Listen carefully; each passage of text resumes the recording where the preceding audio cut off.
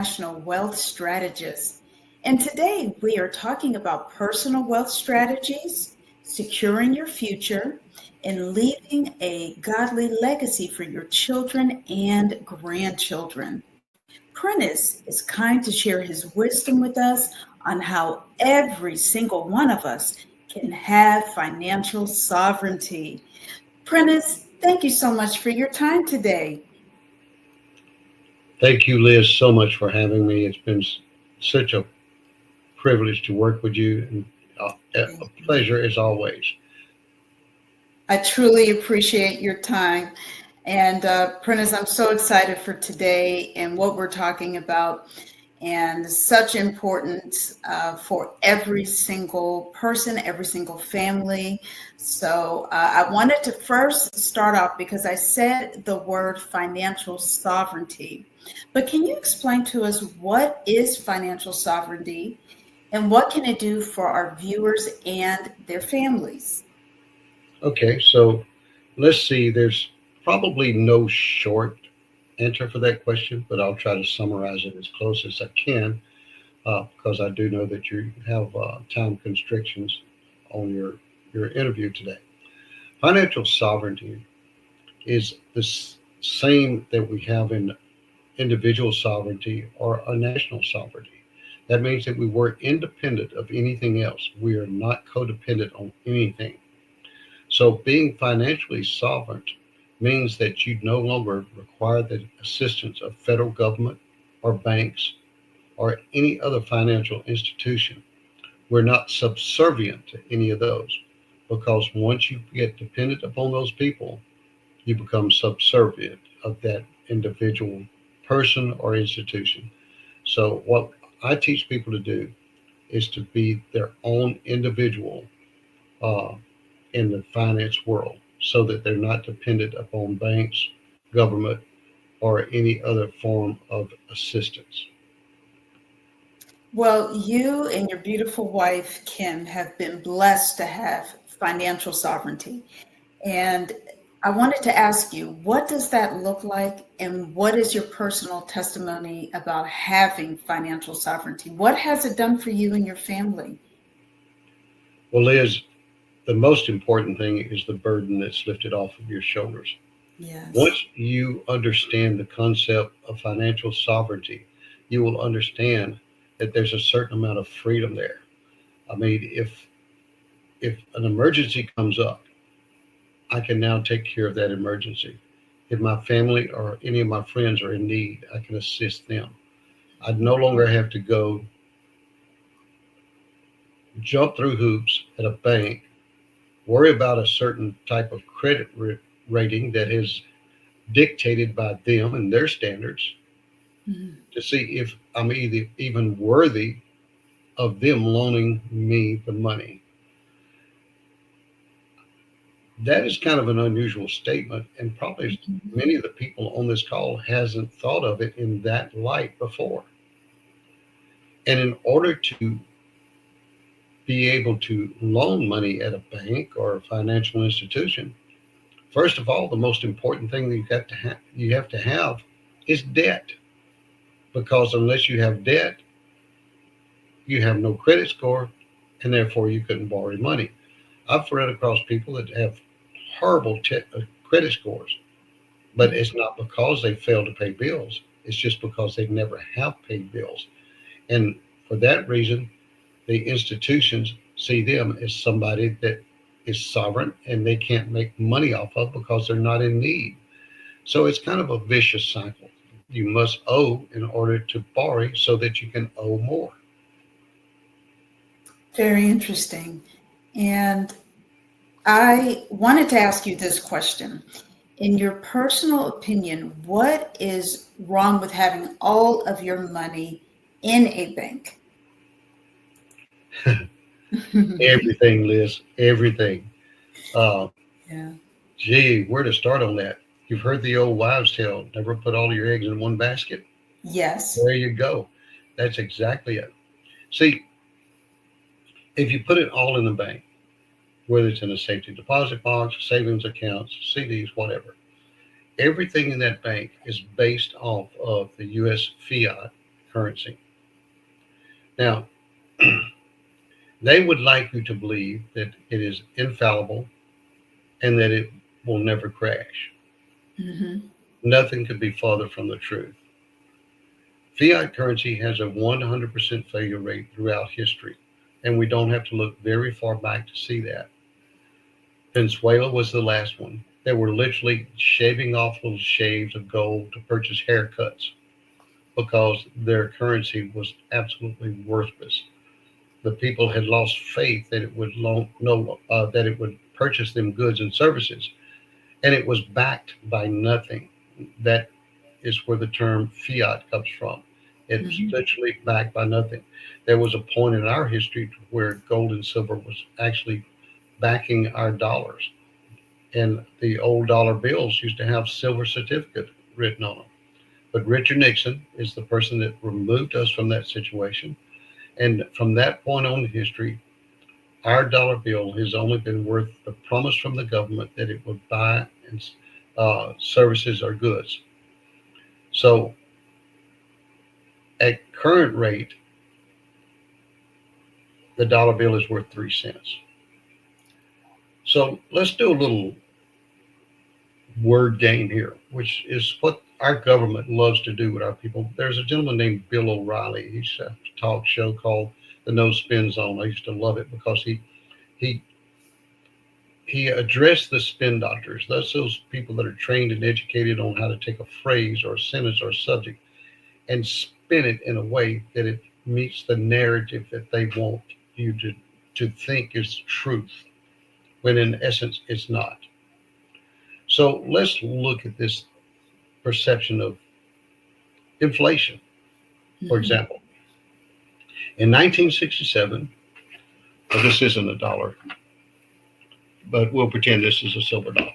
Mm-hmm. If you had a silver dollar and you had a dollar bill, those two things, both of those things would buy you 1 gallon of milk. Now, the government would have you think that inflation has caused the price of that gallon of milk to go up. But as it used to say in the old Batman series, when the Riddler was talking to him, and he'd say, "Riddle me this." Mm-hmm. So let me ask you some questions. Now, if the price of a gallon of milk went up in 1967, $1 would buy you a gallon of milk. Mm-hmm. A silver dollar would buy you 1 gallon of milk. Today, that $1 bill, this will buy you a coffee creamer, not a gallon of milk. Yeah, very true. The Yeah. silver dollar will buy you 8 gallons of milk. So, did the price of the milk go up or did the value of the milk go down? Because now that dollar actually buys you 8 times more than it did in 67. Mm-hmm. All common sense and reasoning will tell you the cost of milk went down because you're getting 8 times more for the same amount of silver.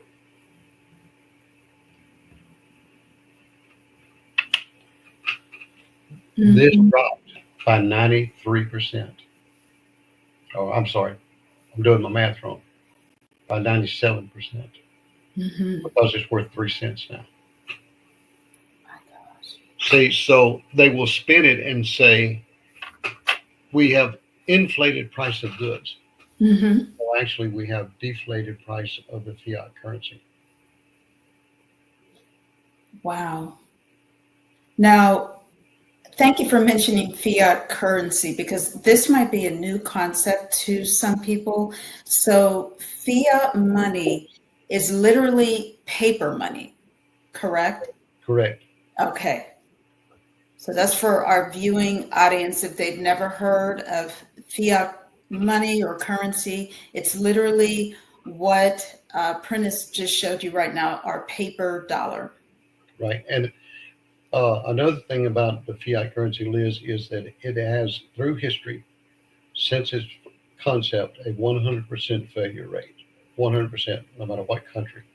Wow. We don't have to look very far back. Venezuela, uh, before Venezuela was, oh, help me a moment, I just forgot. Uh,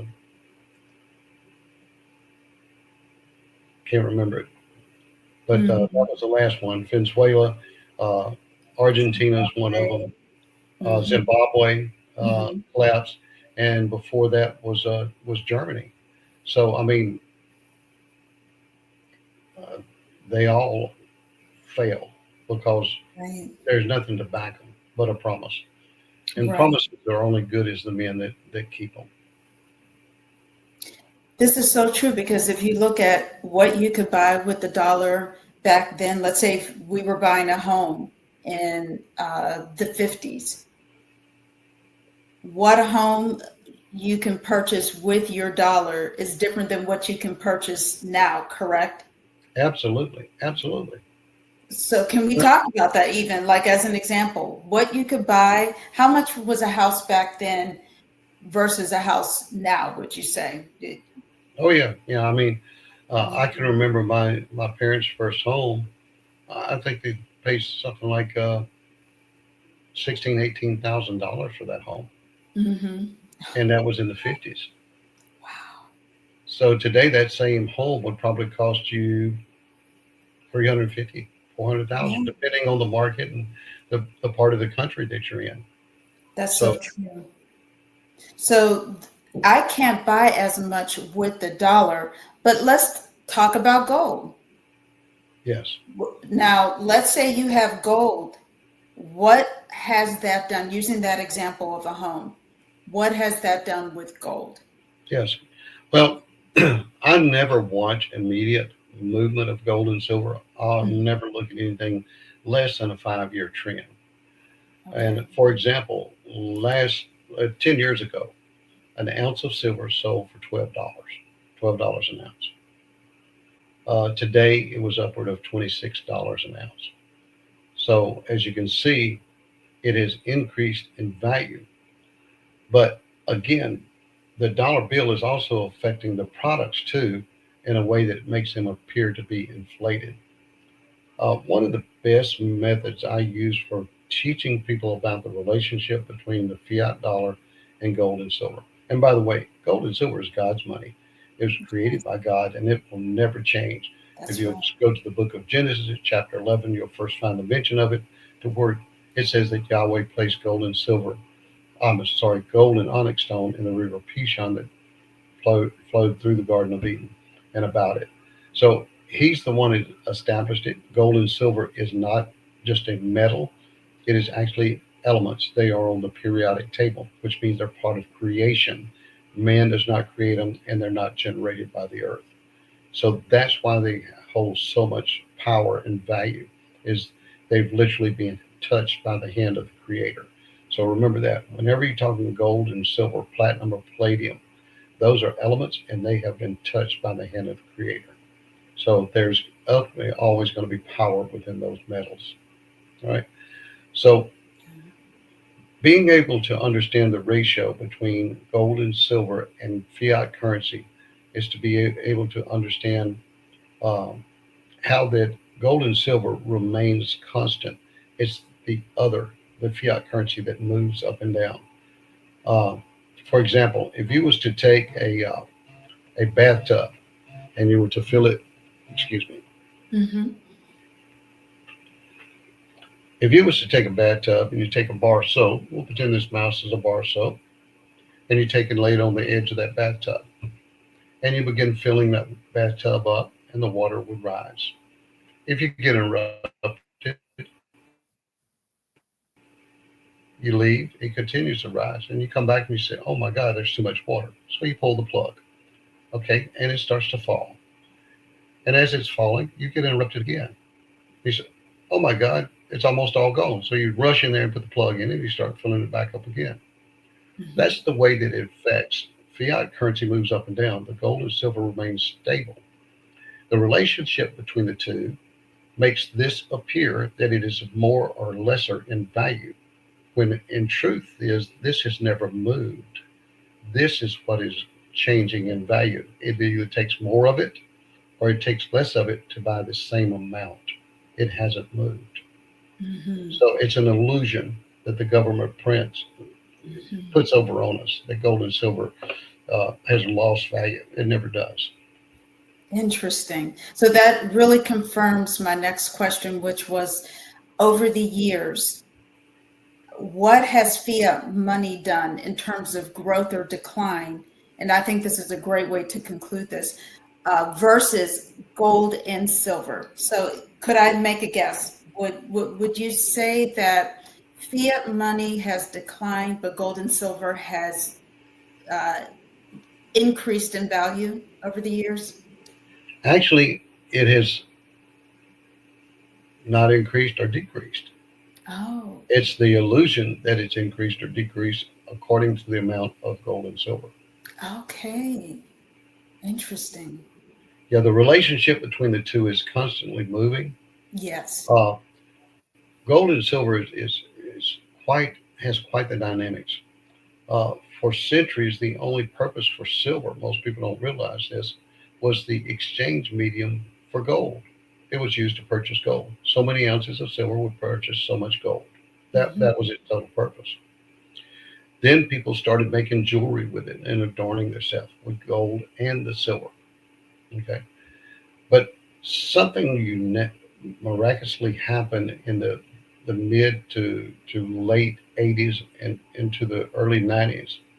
Hmm. Men discovered industrial uses for gold and silver. So now over 53% of the silver in this world is used for industrial purposes instead of the original two. So what has that done? That has affected the supply and demand chain. That's why you see such an increase in the price of gold and silver. Some Hmm. experts are actually predicting that by the end of 2025 this year, that we may see silver up around $50 an ounce. Hmm. Now, what would drive something like that? The industrial machine. As our economy grows stronger in the United States, as our businesses come back from overseas and we start employing people and we start manufacturing products, the more products we manufacture, the more gold and silver we use, which is going to lower the supply and increase the demand. And with the law of supply and demand, anytime that you have low supply, high demand, the value of the product goes up. And there's nothing that you cannot touch hardly in your everyday walk today that doesn't require silver. Hmm. For example, here on my desk, make sure the label's turned the other way. Bottled water is purified with silver. Our Okay. cell phones, Hmm. full of silver. Hmm. You go out there to your automobile and you take that key fob and you either put it in that car or you set it on the dash and you hit that button. The computer that controls that car is full of silver. Hmm. Just about everything in life today is full of silver. Even medications, they have medical uses for silver. So we have extremely grown in the industrial use of it. So the more we use it, the more valuable it will become. Hmm. Well, speaking of value, I wanted to ask you this question. Can you give us some insider secrets about banks that only the wealthy might know? Yeah, this is that's a fantastic question. I love that question when I'm asked. Here's what the wealthy know about banks. Hmm. They don't allow banks to use them, they use banks. Kind of a turn in phrases, isn't it? Oh, Uh, yes. you and I would think that we go in that we're using the bank, and actually we're not. The bank is using us because they are siphoning off everywhere they can and eroding at what little bit our fiat dollar is worth. Hmm. If you make a loan, you pay it back with interest. Now, what is the bank going to do with that interest? They're going to do three things. They're going to pay themselves, they're going to pay their employees, and they're going to buy more gold and silver. Because the two largest owners of gold and silver in the world today is governments and central banks. Now, why do banks think that they need so much gold and silver? Because the fiat dollar is worthless. You can't back a loan with something that's worthless. So if they loan you money, they have to have something that backs it. What do? They back it with their gold and silver. So they always need more of it. But with financial sovereignty, we teach you how to own your own gold and silver. That way you back yourself. You don't have to worry about the bank doing it.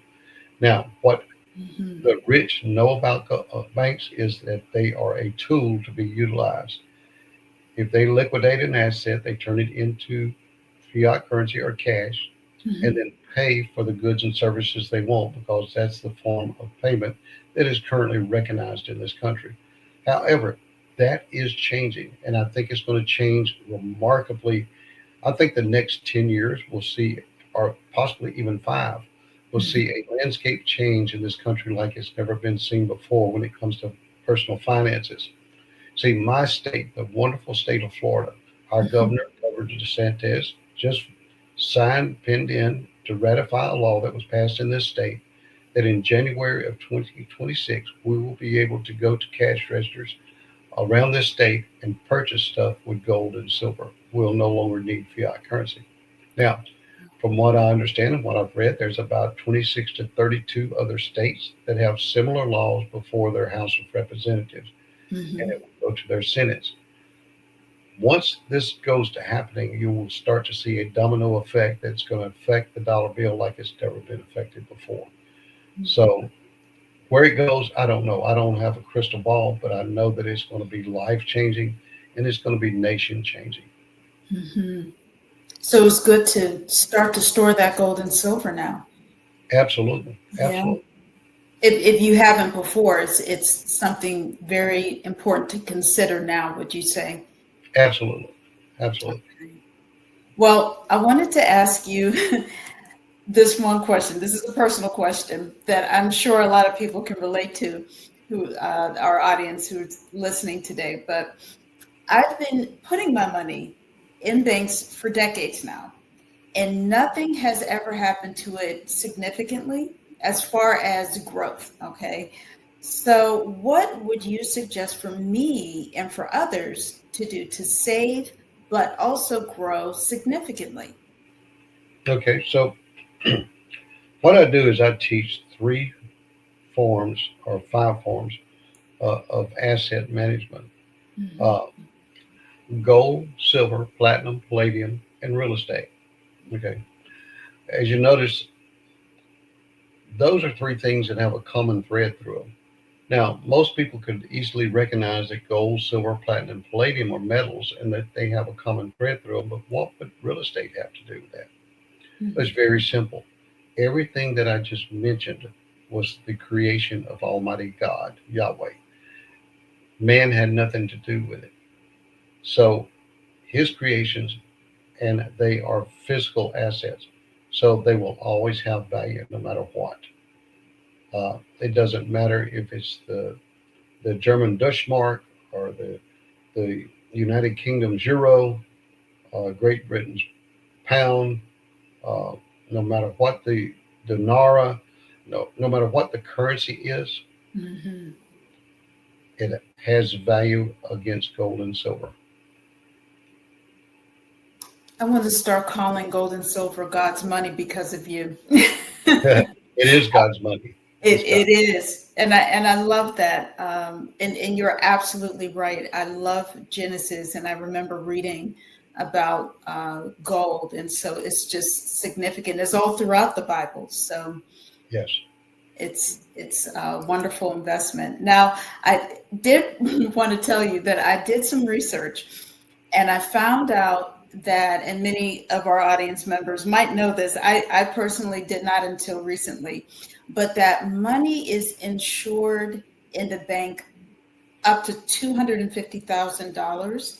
So, what Correct. I wanted to ask you is if that's true, and is money 100% safe in the bank?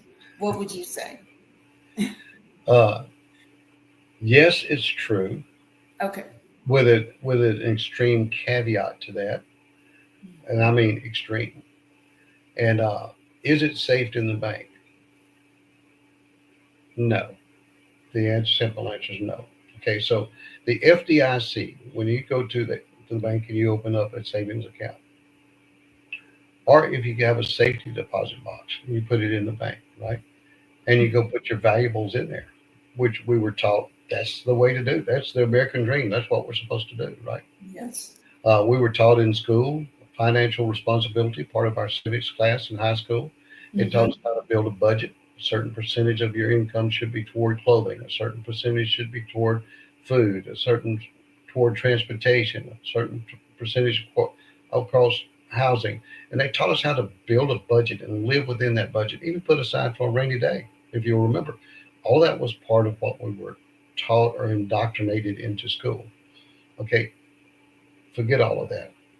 Mm-hmm. That was the banking institution pulling the strings of the government to get it into the school to teach you that's the American dream. It's not. The American dream is to be independent. That builds dependency. You're codependent and subservient to those banks. Now, back to the banks and the FDIC. We had the top three banks in this country collapse Mm-hmm. about a year and a half ago, right? What happened to the assets that was in that bank? They were seized by the FDIC. They came in. It doesn't matter if it's a safety deposit box. It doesn't matter if it's a savings account. It's all frozen. Nothing moves. Mm-hmm. Then they decide how to disperse it back out. Now you're insured up to $250,000. For Mm-hmm. example, you have 500,000. You just lost $250,000 because they do not have to pay it. Remember, it's up to $250,000. Mm-hmm. So that's a lose, right? So what Right. happens if the fiat dollar collapses? Then everything in there becomes worthless because the paper in there is worthless. And people might say, well, that can't happen. Well, go study about the Great Depression. It did Mm-hmm. happen. That's right. It did happen. Matter of fact, it Mm-hmm. was so worthless that people would actually use paper money to start fires. It was worth kindling. It would help start a fire to keep you warm. So that's what could happen. History can repeat itself, and it does repeat itself. Mm-hmm. But here's the big caveat. How long do you think that they have to pay you back that $250,000? I'm scared to ask. Up to 99 years. How long do you plan on living? Oh gosh. Yeah. I actually had a friend of mine, and his wife is in the banking industry. And when I was telling her that, she says, that can't be true. I said, Michelle, go look. Wow. And she called me back and she says, oh, wow. That is terrifying. It is. It That is. is absolutely terrifying. Oh wow. And how many of us would have have been guilty, Liz, of going Mm-hmm. in to make a bank loan and then bring out a stack of papers about 12, 14 pages, right? And they Mm-hmm. got the little places and the little highlighted places for you to initial and sign, initial and sign. And Mm-hmm. by the time you get to page three, you just wore out. I don't have time to write all of this. I need to get out of this bank and get back on with my life. And I just sign and move, sign and move, and sign and move. And you don't realize what you're signing. I've been guilty, totally guilty. Me too. Yeah. So we, Absolutely. the devil's in the fine print. It's in Mm-hmm. the details. You know, That's right. how is the word of God says it? It's the small foxes that spoil the vine. Mm. That's why this discussion is so important and why I really so appreciate your time, Prentice, because we're talking about true financial freedom. And like you said, not solely depending on the bank, but having that true financial sovereignty or Yeah. freedom. It's so important. And I was thinking just now about what you mentioned, the Great Depression. And I remember hearing about that in school, reading about it as well. My girls have just read about it this past couple uh, I would say the past 2 years, they've been reading about the Great Depression. And so I wanted to ask you something for our preppers, because even through the pandemic, a lot of people have gotten into prepping. So for our audience members who think ahead and believe in prepping ahead of an emergency like the pandemic or something similar, What if someone needs to convert some of their gold and silver into cash? How long would it take to get their money? Well, there's several ways. There's been Mhm, a business model that's been out there for probably 85, 86 years, to mhm, where you would go down to somebody like a pawnbroker or a coin dealer. If you have gold and silver is in the form of gold and silver. mhm. So you would, hmm, I'm going to let that ring, but that's an interesting call. The gentleman with the Trump campaign that I know, Oh, call it my phone. oh, I might need to return that after this meeting, yeah. see what I want to hear.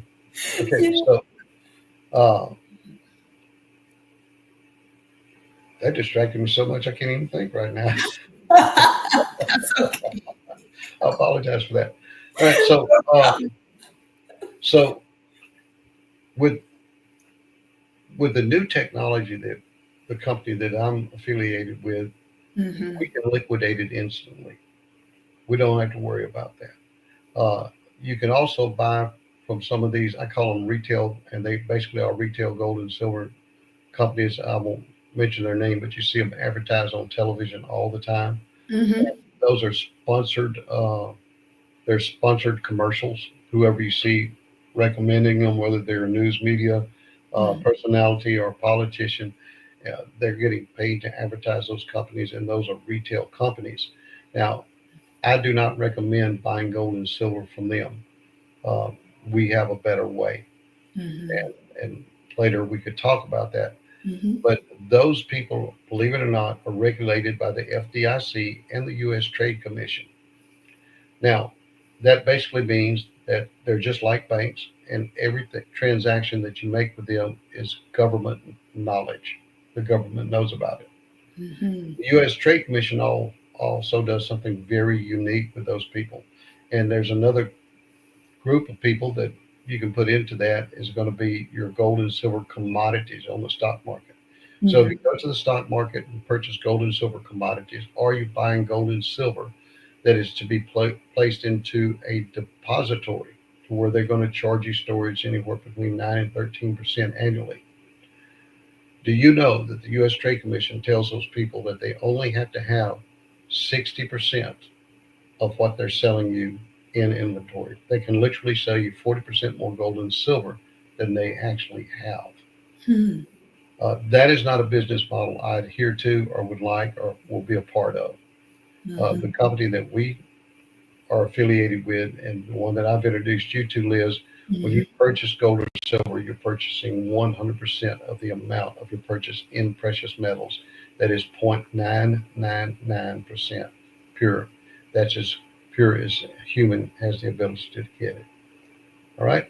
So uh, the problem with those people is that if you want to liquidate it, back to your original question, it Mhm. could take up. They have up to 90 days. Oh, wow. Okay. Yeah. So, and here's why they have up to 90 days. Remember, they only have 60% of it. If they Mhm, pull 40% from somebody else's stash or stack of gold and silver, then they're out of compliance, which is against the law. mhm. So they have to have time to shop to find the best rates to fill in that 40% for you to send you your metals.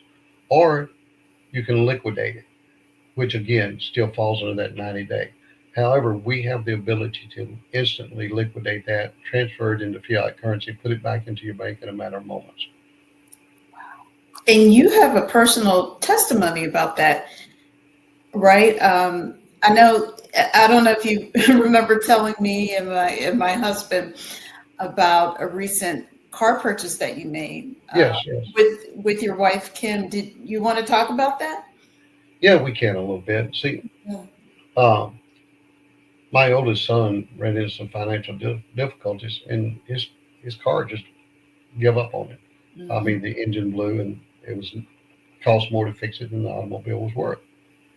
Well, the normal process would have been we'd have co-signed for him a loan, Right. and we'd have paid it back with interest, or else he'd had to go to the bank, get a loan, and do the same, the good old American institutional way. Mm-hmm. But because we have become financially sovereign, what did I do? I went to the car dealerships and started looking. And once we found one and we agreed on one that could be purchased, I simply called my wife and said, go to our gold and silver account, transfer X amount of dollars into the bank. She did it within a matter of 4 to 5 minutes. Then I gave my debit card to the dealership and said, here you go, pay for this car. Wow. Now, did I pay interest? Nope, I didn't pay interest. Mm. The fact is, I put that gold and silver back into my account. Again, it's going to start increasing in value and it's going to start paying me instead of me paying the bank. Oh, wow. So I see how and that's such a wonderful testimony. I see how you compare the company that you represent and I'm a part of now versus some of the other gold companies.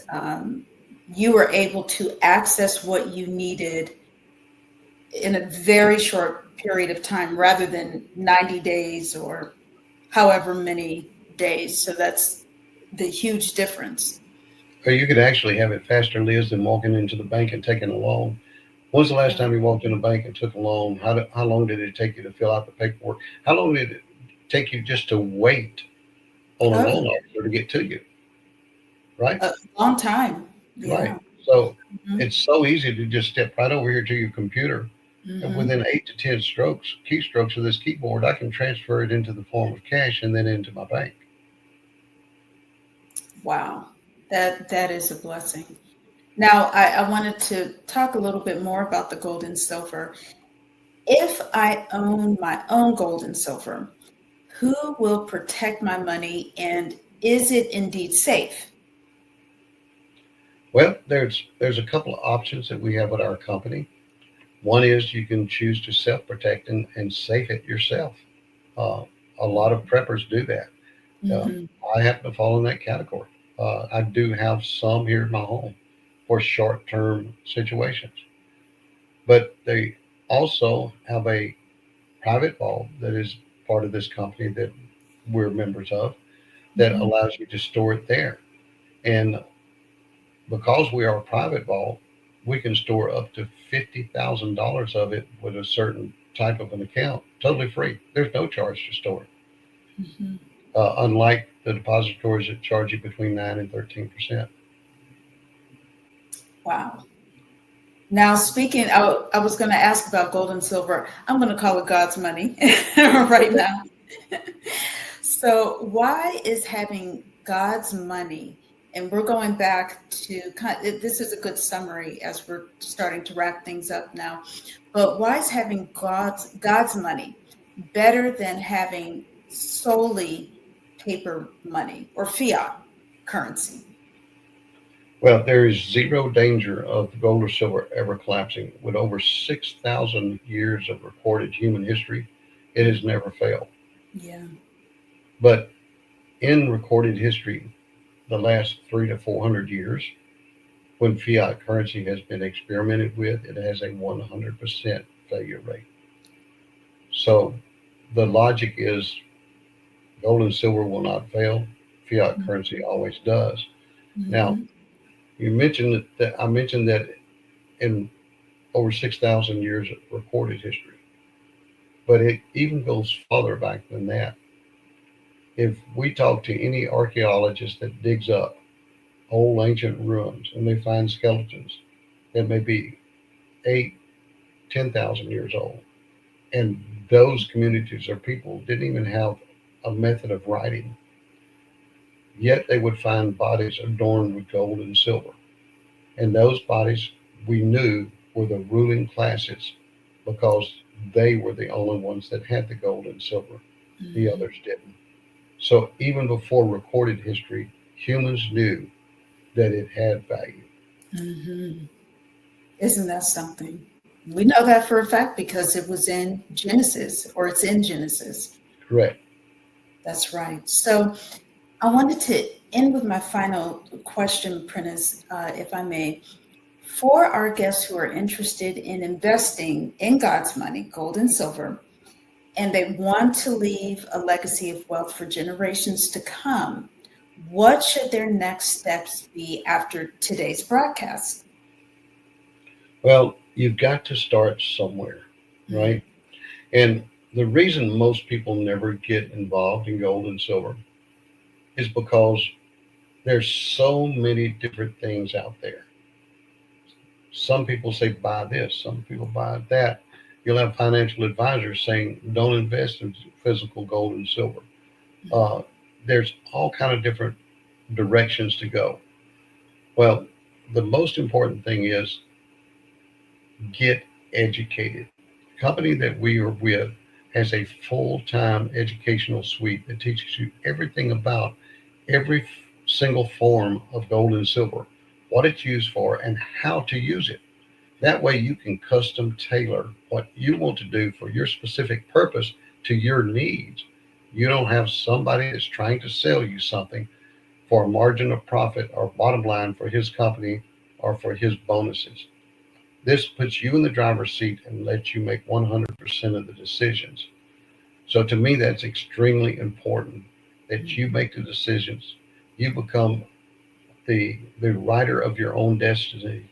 You leave behind a legacy that will you will be remembered for generations to come because you were wise enough to educate yourself on the uses of God's money, gold and silver, and use it properly. Um, and we could go on for hours talking about it because I am so passionate about it. I've seen it change so many lives uh, just in the few short years that I've been working in this industry. Uh, I work with people in New Zealand. I've worked with people in Israel. I've worked with people in Great Britain. I've worked with people in Scotland. I've worked with teams in Canada and teams all over the United States here, helping people to learn about gold and silver and becoming independent of the financial systems of whatever the country is. You're in it. It's not just an American thing. It's a people thing. It's a world thing. Uh, so uh, my advice to you is start somewhere. You've Mhm. got to start. Okay. Mhm. Uh, if you never start, you can't win the race. That's right. Thank you so much for that. I know with this company, like you said, it is you can determine what is right for you, what to save, because every person is different. My situation is different than your situation. So that's what Absolutely. I love about the diversity of the company, where you can really narrow it down to what your specific needs are, short term and long term. And so for anyone who's interested, if you see on your screen a QR code or a website, go ahead and click on the website or go to the website and scan the QR code, and the next steps are right there for you, and it's easily accessible for everyone. And so, Prentice, I thank you so much for your time. You've been such a blessing, and I look forward because we have quite a series getting people to that point of financial sovereignty. So we have quite a few topics in our next couple of interviews, and I'm so grateful for your time and Kim's time. You have been such a blessing to our family, and I thank you because you are dedicated and you have a mission for every person who's listening today to be financially free. And so thank you for your God-given mission and Kim's mission in helping people get to that point. Thank you so much, Liz, for having me. And it, you have no idea the joy it brings in my heart to see people blessed once Yes. they understand what God has in store for them and the the realization of the truth of His money, God's money. God's money. Amen to that. That's such a wonderful way to end. So I wanted to wish everyone here an amazing day. God bless you. And thank you so much for your time. Again, if you are interested in next steps, go and scan the QR code that you see, or if you don't see that, click on the website and it will take you right there to where you need to go for the next steps. And I just wanted to wish you all a blessed, blessed day. Thank you, Prentice, again for your time. Thank you, Liz.